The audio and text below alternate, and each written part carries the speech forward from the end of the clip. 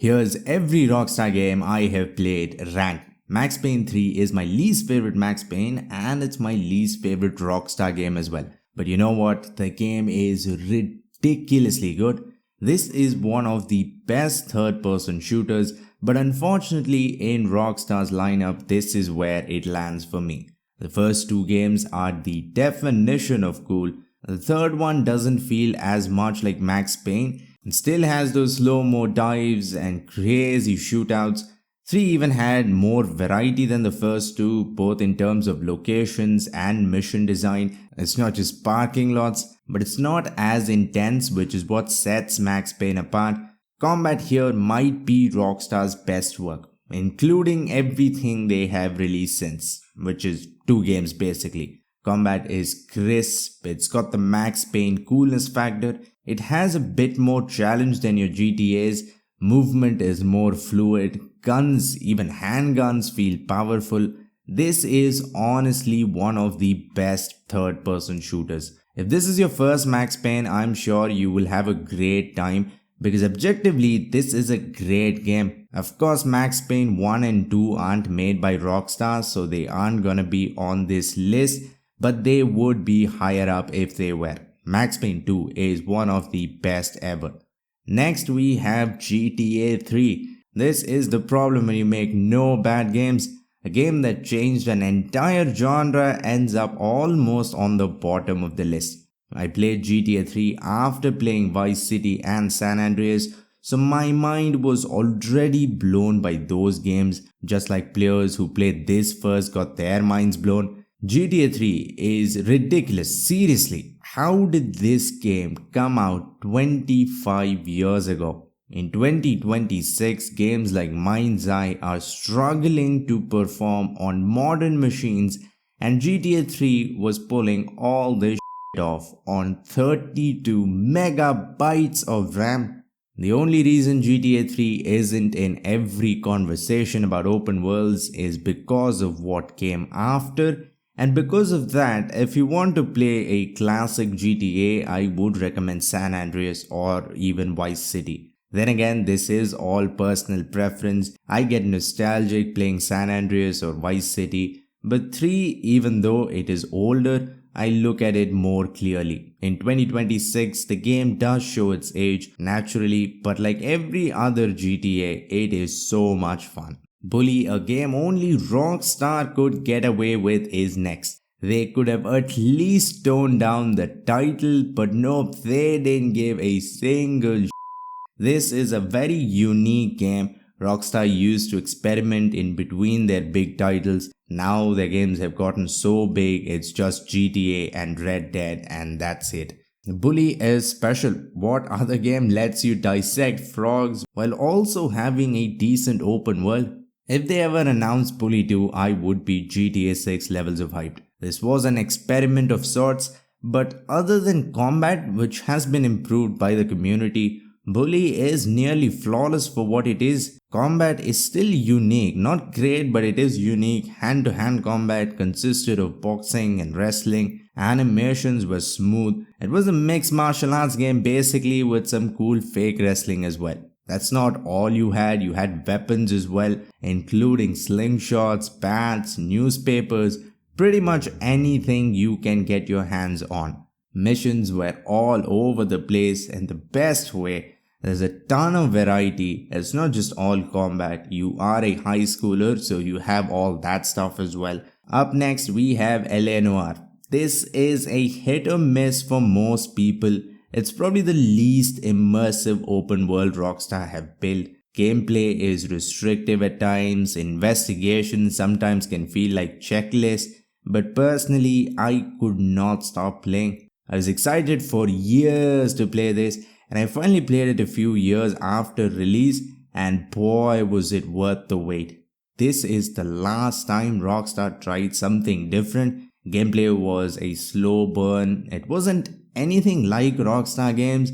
You played on the other side of the law. I was obsessed with murder mysteries at that time and this hit the sweet spot. Motion scans were used to capture minute facial expressions And remember, this was a Xbox 360 title, and this was an important gameplay feature. These investigations relied on you calling out people just by looking at their expressions. So while the rest of the game looks okay for the time, face models and expressions were ahead of their time. Up next, GTA 4. This is gonna make a lot of people go straight to the dislike button. GTA 4 is a really good game, but it's not the best GTA or even top 3 in my opinion. GTA 4 has the best story though, it's grittier, the tone is darker, Liberty City was the perfect setting. It's the odd one out among GTA games. That's a good or bad thing depending on the person. I personally love the plot, but I have rarely replayed GTA 4. Neither have I done random like one does in a GTA game. I don't exactly know why that is because I was hooked from the start. Driving is amazing, combat evolved into a more modern style. Maybe it was the map, I didn't really have the itch to explore that much. I went from story mission to story mission till I was done and then pretty much stopped playing. But the thing is, I enjoyed every second of my time with the game. That's the reason it is so high up on the list. Next, we have the original Red Dead Redemption. This is around when Rockstar nailed their gameplay. When you play RDR1 and GTA 4 now, you will be surprised with how good they play. Not just because it's been a decade and a half, but these two do not play all that worse than RDR2 or GTA 5. Movement especially, you won't be sure if you're playing with John Marston or Ezio. Gameplay is silky smooth. Dare I say, combat is better here than RDR2. It's much more intense, it keeps your attention because it is challenging and you have to actively think. The cover system is snappy, John is a treat to control, running, jumping over obstacles. We almost got the first ever parkour game based in the Wild West. RDR2 is bigger everywhere and I like the story more and Arthur as well. But is it better gameplay wise? I don't know. Not to say the story is lacking here in any way. A fully formed John Marston is no slouch. And how can I forget the damn soundtrack? It is out of the world good. Next we have GTA Vice City. One of those games I will love playing forever. Even going back after at least a half a decade, I knew my way around the map. It felt like no time had passed since I explored this vibrant, stylish world. I even remember how to get a tank, and when I passed this construction site, I felt a sense of dread. All those years ago, a little RC helicopter mission made me actually cry. Now that all the nostalgia is out of the way, how good was Vice City actually? Turns out pretty damn good. This was GTA 3 but better. The setting, the time period, the fashion, the cars and bikes you could get your hands on, it's amazing all the way through. I enjoy the plot as well, but Rockstar definitely upped their game in the next one. Combat is, classic early 2000s. Going back now, I don't enjoy gunplay as much. Driving mechanics, the crazy stunts and the plot are still enjoyable though. Next we have GTA 5, one of the most underrated games of all time. Yes, a game that sold a gazillion copies is underrated. No one talks about how good the game actually is. People jump on the GTA Online hate, which is valid, but the single player campaign is brilliant.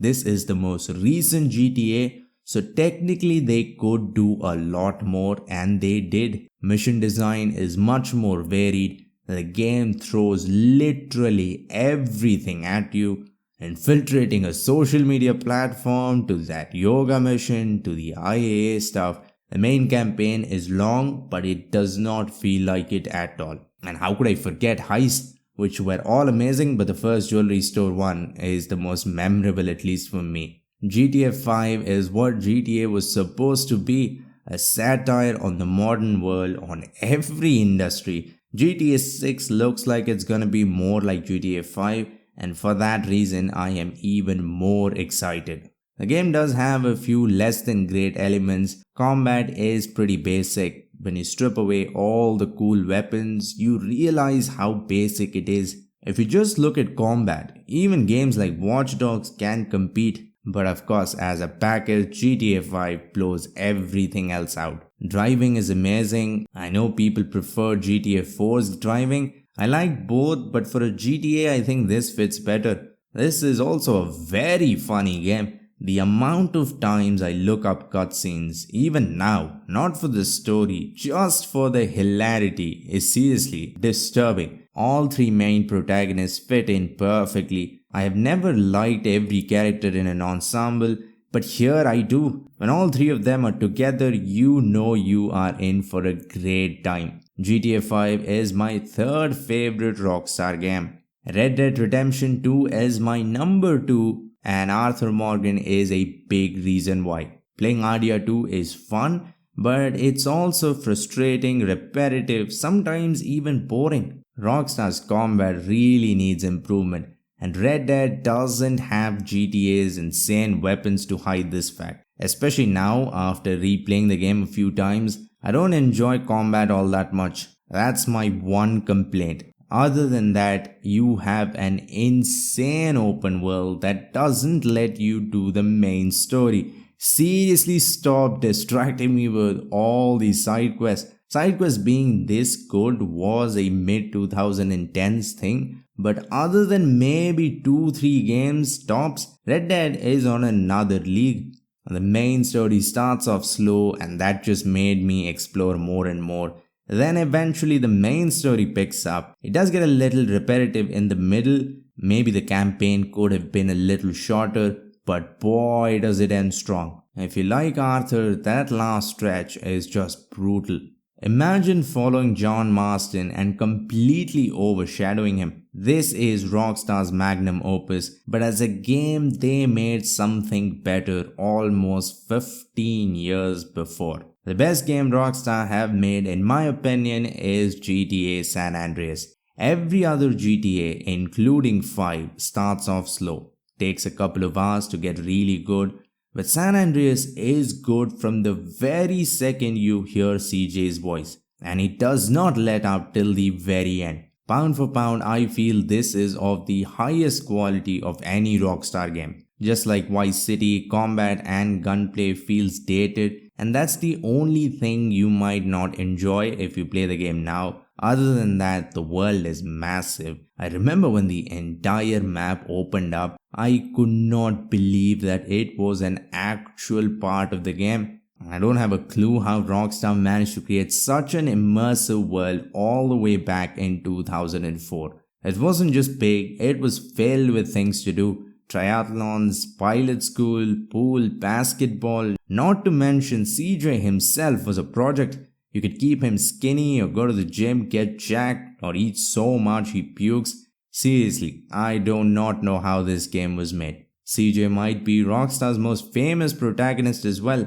The memes, the impossible missions that turned into memes, the controversies that Rockstar included in game just to piss people off. Even just the base game is funny. You will physically not be able to skip cutscenes. The performances were out of this world good. I could keep going on and on and on. Just replace the combat, make it look like a 2026 game, erase people's memory, and release the game today and people will be mind blown.